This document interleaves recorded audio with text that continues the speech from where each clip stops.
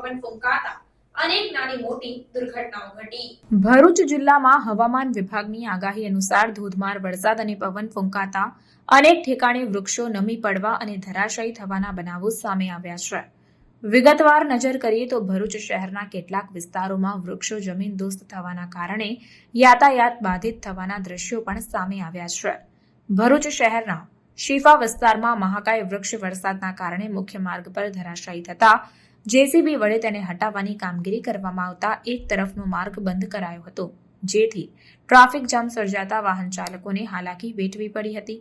તો બીજી તરફ થામ ગામ નજીક મુખ્ય સ્ટેટ હાઈવે પર અને કંથારિયા ગામ નજીક પણ વૃક્ષો ઢળી પડતા લોકો માટે મુશ્કેલી ઊભી થઈ હતી।